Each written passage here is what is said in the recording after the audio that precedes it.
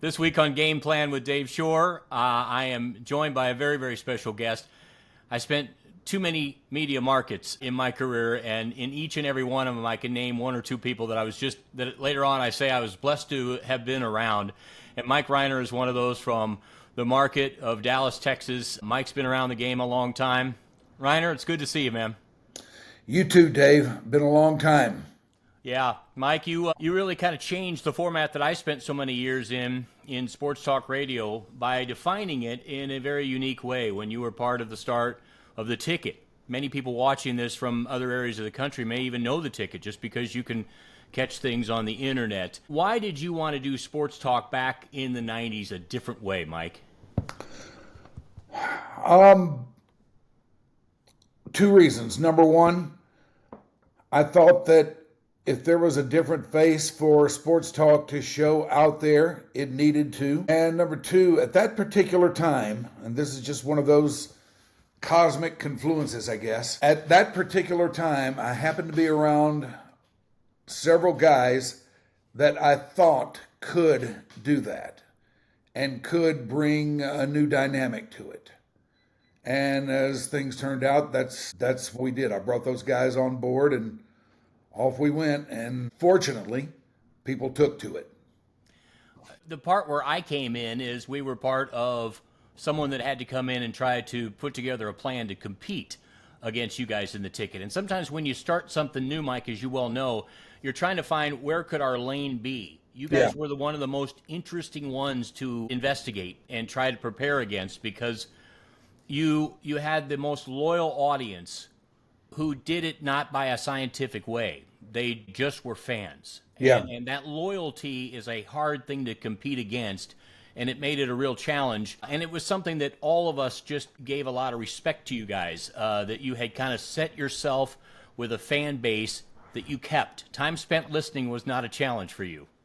No, it was not. They did beat us over the head about it constantly, but it was always there for us. And like I say, it was just one of those weird time-space confluences where we were the right guys coming along with the right stuff at the right time, and people reacted to it, and fortunately for us, in the right way. You know, all the businesses, and I started in TV news, so the consultant in TV news was a hated position. You know, the guy came in and said I had my tie knots too small, and that was basically, so in the world of consulting, you were always trying to better things. How did a consultant have a conversation with you guys? What did it sound like? They would bring one in every now and then. We would go in there and listen to what he had to say. And then once we got out of the room, I would tell everybody, don't do anything he said. Let's just keep doing what we're doing. And that's what we did. It was what we knew to do. It's what we knew was working for us. And we knew that some out-of-the-market consultant who had no real feel for what was going on in the market, i.e. the relationship we had built with our listeners, they didn't know anything about that. They just we're getting paid to come in there and tell us what to do. And when all the time we knew it wouldn't work. So I guess the simple answer to your question is we ignored it. We always, in the consulting or the media business, wanted to try to put an answer to certain things. And you talk about loyal listeners. They were known as P1, but that was a kind of an industry term that you guys made universal to even the listeners out there. What described your typical P1, Mike?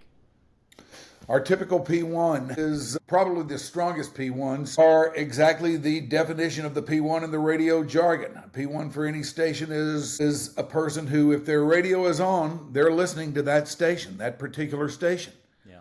That is a P1. And like I say, some way, somehow, we were able to build that kind of relationship. Now, we did do a good job of creating a very strong us against the world mentality. And our listeners also bought into that. They said, if it's you guys against the world, then it's us against the world too. And it kind of became a big communal thing. The greatest thing you did for your competitor and us when ESPN 103.3 came on the air there in Dallas for the very first time is you gave acknowledgement. It was one of the biggest boost that we had moving sports talk to FM was the fact that you guys weren't afraid to talk about the guys on the other part of the dial. And I think that very, very easily we became a destination where people, if they wanted a certain thing, they went to, and if they didn't, they didn't. But you guys made it really, really fun back in the day to compete, Mike. Well, we kind of flew in the face of what the consultants wanted and the way radio was done in just about every way we could. And if there was some sort of tertiary benefit for somebody else out there on the other side, then great. It is amazing. Mike, another thing that kind of makes an area unique is sports in Dallas is a very interesting thing, and it all started about the Cowboys. You were there in such a heyday. What was the peak for talking about the Cowboys and covering the Cowboys like, Mike? Well, the peak was right about the time we were coming on, because that's when Jimmy was there, that's when Aikman was there, and the Cowboys were going to Super Bowls. They were good year in, year out. And, you know, the reality is, to this day, they pretty much drive the sports talk bus down here, no matter what any of the rest of them are doing. And one of them has been in the news quite a bit here in recent weeks. Yeah. But regardless of what any of the rest of them are doing, if the Cowboys want to blow everything else that's happening off the front page, they can do it. Yeah. Yeah. It was always amazing, wasn't it? How about camp, when you could just the access to Jerry late into the night, and just some of the things that would just come up where you just don't see that with access in other markets. It was just incredible. It was just extraordinary, and I think that's one of the things that people don't quite understand about Jerry. You know, he really feeds off media attention, like few other guys in his position that we've ever seen, but it's not random. He knows what he's doing. He knows what he's doing. He knows what the upshot is. And he knows, and he has learned over the years that he's constructed a scene where anytime he does something, anytime he wants to do something to blow all the other teams off the front page, he can. Yeah. He can come up with something. He just has that kind of clout, that kind of impact, and all the rest of us know that if the Cowboys do something, you better get your asses out there and get on it. Yeah, I mean, I used to tell people, Mike, and you remember this as well when we were down there doing our thing. When Bill Parcells was there, we carried every single word he said live on multiple stations. Yeah. You don't see that anywhere. No, again, that's just the clout of the Cowboys. And I don't know what the status of that is now. I don't know if it's quite as strong as it used to be. But if it's weakened some, it's not by very much. And out of the fan base, it's only gotten stronger. Yeah. You know? I mean, the fans react to anything Jerry says or anything Jerry does more now than they ever have, I think. Yeah. Mike, you just defined it, you and your colleagues, the word personality. And you happen to mention something else that gets pretty high billing now, so I wondered what you thought of this as well. You talked about the Little Mavericks many times over the years when you weren't talking about the Cowboys, and for what they did and to what they've experienced now recently, what did the Luka trade mean to you as to what happened? Well, for starters, I think that this is the biggest and most impactful event that we have seen in the sports scene in Dallas ever. With the possible exception of the Cowboys getting sold. You know, some people would include that in there, but I would say the Cowboys had already been sold a couple times. Yeah. And their owners were virtually invisible. Now, when Jerry bought the team, it was a big story, but we had no idea of what it would turn into at that time. There was that, and then probably a better comp for it would be the Jimmy Jerry divorce, because that was huge too. But by that time, you know, the template for the Cowboys was pretty much set anyway. And it was don't get me wrong, it was a really big story. But this, I mean, Dave, this came down on Saturday night. I mean, I'm sure you know what a news dump Oh, is. yeah. Oh, yeah. This was the second of 2 consecutive weeks that we had big late night weekend news dumps. The previous weekend was when they made it known they were hiring Brian Schottenheimer, and they kept that well out of view. Yeah. But then the very next week, out of the blue, with nobody having any idea, I mean, if there was even a whisper of this going on out there, it didn't make its way around to me. And, you know, I'm not in the game anymore, but I'm still in the loop. Yeah. And I still talk to a lot of people, and I still generally know what's going on out there, and nobody knew about this. Nobody saw this coming. And now I just wonder what it's going to be, exactly where they're left. You know what? That's a great question, Mike, because I guess I had the fortunate situation that I traveled and covered both of those teams. So, you know, after Dallas, I was with the Lakers broadcast for a number of years. And so knowing that organization inside, knowing what the Mavericks were like inside, to the Lakers fan base and to the Lakers organization, they expect these kind of things to just come along and lay in their lap. They usually do. Time, right? Because free agents are going to want to live there. But for a team like Dallas, is there a chance that this is going to take a long, long time to recover from? I think there's a real good chance of that. I mean, this is shaking the franchise down to the studs, you know? And I don't know what it's going to be like next year when the season starts. Are the fans going to be into it? Because right now they're not. They're pissed. No, you got a margin of error about that thin. Yeah. When you're talking about Dallas sports. And the crazy thing is, I was thinking about it today, and there is a path where the team could be pretty good next year. Now, that's going to depend on Kyrie coming back. Yeah. I don't know if that's going to happen or not. And Anthony Davis, you know, Anthony Davis is a really, really nice player, as you know. Yeah. But he's also injured quite a bit, and I look at him as kind of an X factor. You know, maybe you'll get something out of him, maybe you won't. But those are 2 pretty solid building blocks right there.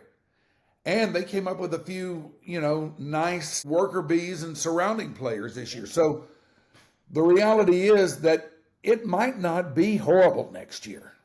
There's a path for it to not be horrible next year, but I wonder, is anybody going to care? And I was just going to ask you, you've seen the NBA highs and lows in as many years as you've done it. Where do you classify the NBA on a whole right now as, and the challenges that they face? I think the NBA is right under the NFL in the overall sports scope everywhere. And I don't really see that changing anytime soon. I mean, the NBA has put together an excellent product. It's a very well-run league for the most part. I mean, it has its wild cards and its weak spots, just like any of the rest of them do. But on the whole, when you talk about the NBA, it's a very well-run organization. And I think, as a general rule, unless something happens this summer that none of us can see right now, it should be right where it's always been. I don't know if it's the NFL, but it ain't bad. If you're the NBA in any game, you're doing pretty good. No, I agree. And if you're in the same conversation as the NFL, that's a pretty darn good thing too, because you know that people are thinking about the NFL year round. Yeah. Yeah. Mike, you had such loyal fans over the years. When you had to make an interesting decision, and some people, it's a no-brainer. Others, though, if you enjoy what you're doing, what did the decision of retirement from what you were doing every day mean to you, and how you came upon that decision? Or so-called retirement? A lot of it was burnout. I was just getting kind of burned out. And the reality is, and most people find this very difficult to believe about me, having done what I did for so long there, but I'm really not the kind of guy who stays in one place for a long time. I mean, I get antsy pretty easy. And that probably played into it somewhat, although when I left, I had no idea what was next. I just knew that there was time for me to get out of there, and I did. I think you did a wonderful thing. And the good thing is that many people say, I've got to have other things that I enjoy doing. Many people probably in the Dallas area know this, but other people watching this don't know.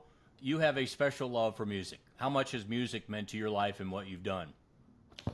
Music and sports have been the two constants in my life. Ever since I became aware of them, I became aware of music more or sooner than I did sports, because I grew up in a household where my mother had the radio on all the time, and she was a real musical person. My dad was not, but she was. So music was always around for me. And I got into that before I got into sports. My first big sports year was probably 1959. That's when I got into baseball. Yeah. And then in 1960, I started going to minor league baseball games at the old minor league ballpark here. And in 1960, the city woke up one morning and went out to bring in the morning paper and found that overnight somebody had left not one but two pro football teams on the front porch. And by then I was all in on sports, so I started following both of them. Yeah.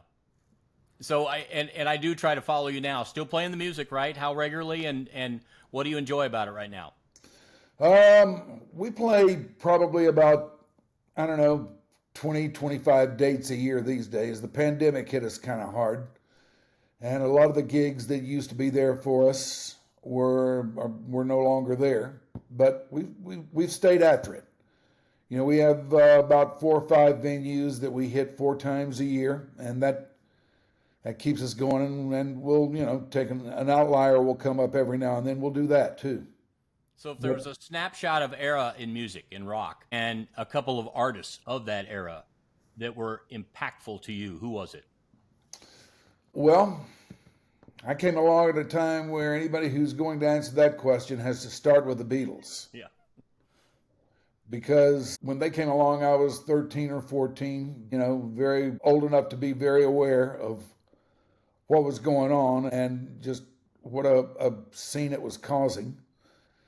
But musically, the Beatles turned out to be way, way more than they were when they first came out. And anybody that plays music that's my age has got to be impacted by the Beatles. That's one for sure. Along the way, there have been several others that I've liked, but probably the one that still tickles my music pinky in a way that few other acts do, always has and always will, is Steely Dan.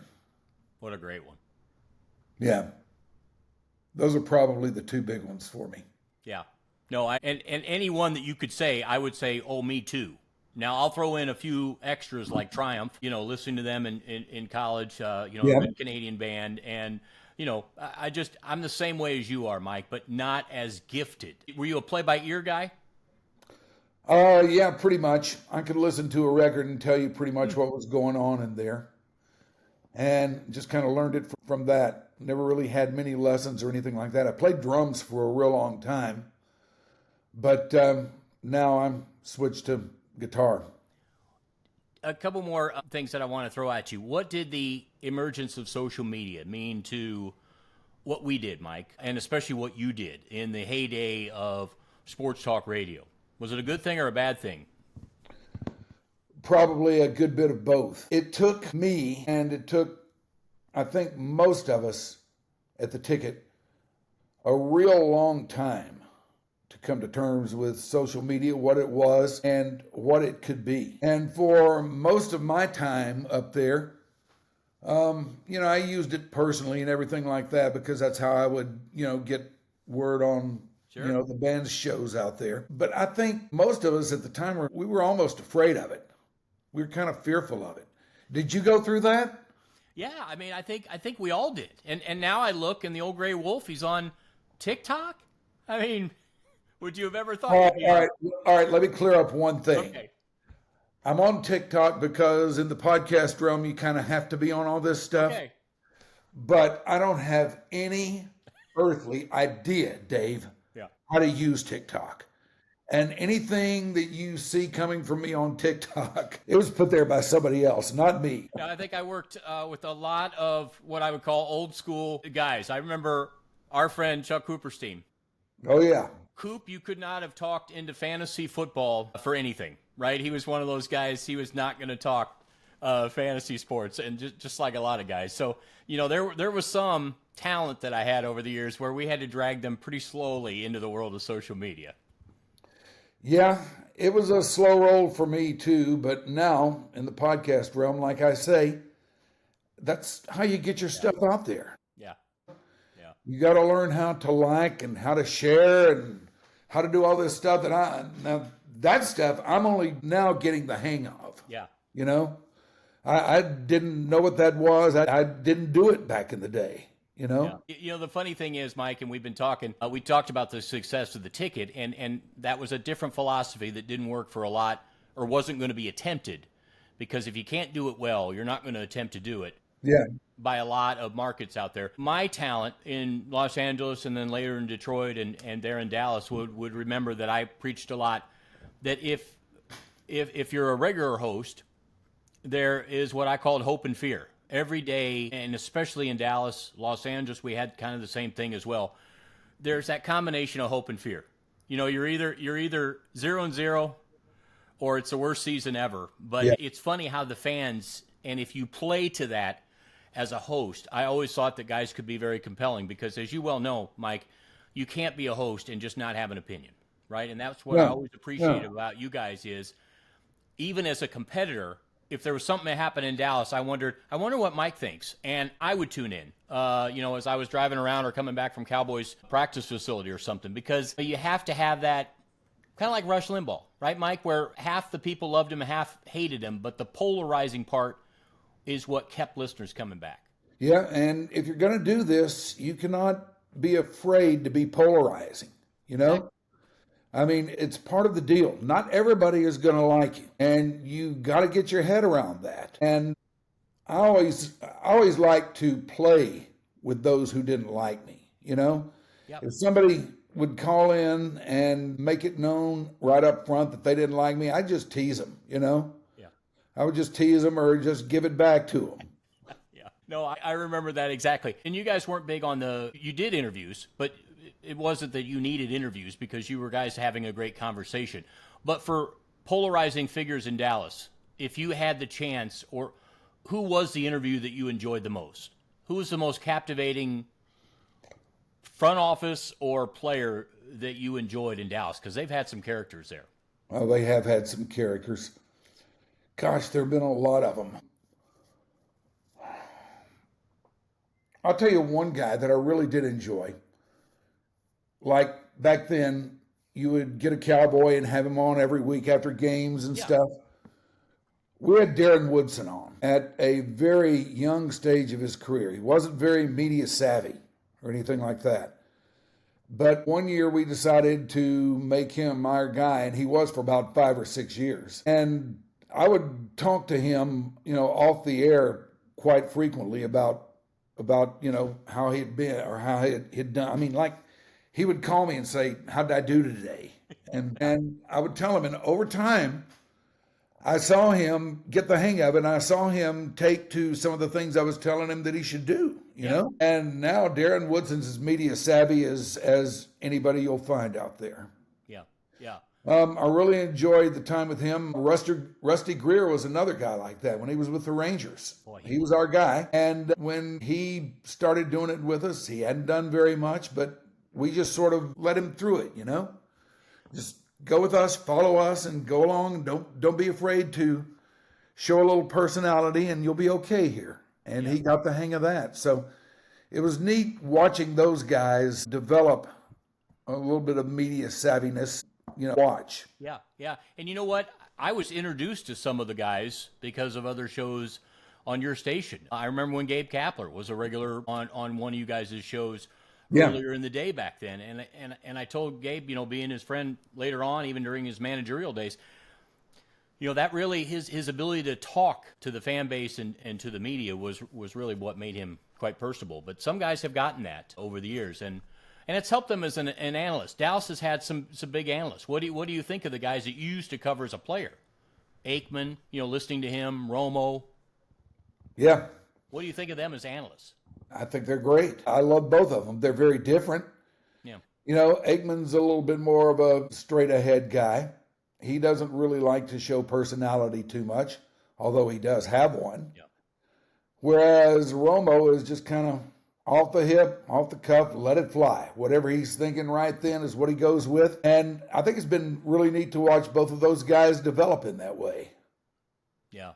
Well, I was going to ask you, before I close, I want to ask you about your influences. Was there anybody in the broadcast industry that you looked at as maybe not a mentor, but just somebody that you said, that guy got it done, that you respected? Probably the best guy I could give you would be Howard Stern.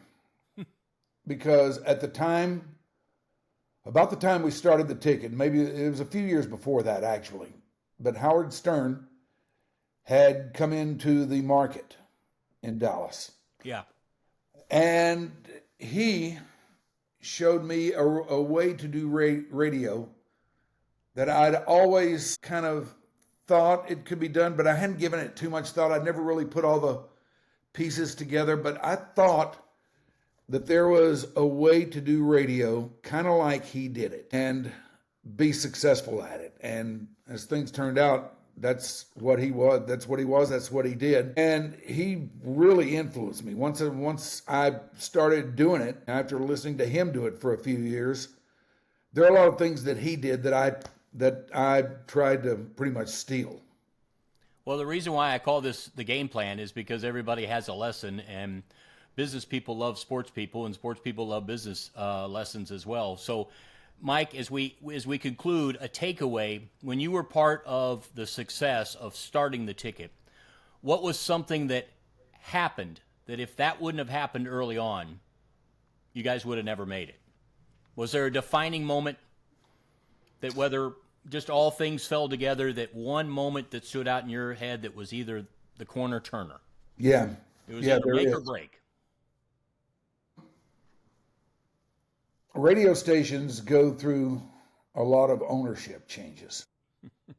And the two guys that I started the ticket with, one had some kind of nebulous radio background that I didn't really understand too much.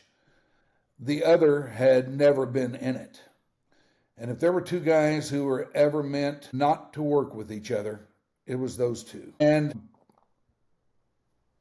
God, I lost my train of thought there for a second. But yeah, they didn't work real well together. And as things turned out, one of them sold the station after the first year. And that kind of put the whole thing up in the air because we didn't know what was going to happen next. We didn't know what it was going to be like. And we finally fell in the hands of another competitor after being sold for a second time. And I was pretty convinced that they bought this was in our third year, so we weren't terribly well established. Yeah. It was in our third year, and I was pretty much convinced that they had bought us to kill us. But as things turned out, going to them was the best thing that had ever happened. This was Susquehanna. They were run by Dan Bennett, which is the case today, even though it's no longer Susquehanna anymore. But I remember the Christmas party one year. I was sitting with Dan. Everybody else was up and talking and everything. Dan was just sitting there. I was sitting there. We were having a drink. And I told him that, somehow the subject came up. And I told him that, when you guys bought us, I was absolutely convinced that you bought us to kill us. And he just looked at me and said, "What are you talking about? Why would we do that?" And I said, "I don't know. I just thought having us out of the way would make it easier for Cliff." He goes, "No, Mike, if we hadn't liked what you guys were doing, we wouldn't have done this. Believe me, we wouldn't have done it." Yeah. So I don't know. I guess that just shows that there are times in this world when somebody's motivations are really true and really on the square, and that was one of those times. That's a great takeaway, Mike. And so I just say thanks for all you did for the industry. I enjoyed my years in it. Big personalities were what I enjoyed working with the most, and Dallas had some incredible ones. I was fortunate to work with Dale Hansen there. You know Dale very well. Well, yeah. You guys, transcended. In LA, I was telling somebody the other day, Mike, that Larry King would actually call us at ESPN LA just to ask if we ever had anybody that took off. He would just love to just fill in. I mean, guys have it in their blood when they're just calling the sports stations that they listen to and asking to just volunteer to come on if there's ever an opportunity. So Did you ever take him up on that? yeah, we did. Yeah, I've got a photo of him sitting in there filling in on a Wednesday night. God, I used to love Larry Keaton. So it's just in people's blood. So thanks for all you did, Mike. Thanks for telling us your story. I got to finish asking you, though, where did the old gray wolf come from? That nickname. Well, my then wife used to call me Wolf because back then, I had all this working, and she said I looked like a wolf. Yeah. And I didn't really take that with me anywhere outside the house. I didn't go by it or anything like that. And one day up at the station, I had to bring my then infant daughter, or young daughter, not infant, but young. She was probably about, I don't know, 5, 6, something like that. She came up to the station, and I brought her up there and walked in on a conversation that Gordon Keith was having with several other people. And I just walked into it, and Gordon looks at me and says, "Mike, does Renee have any pet names for you?" And, you walk into something like that and you're hit with it and you're not thinking about that. No.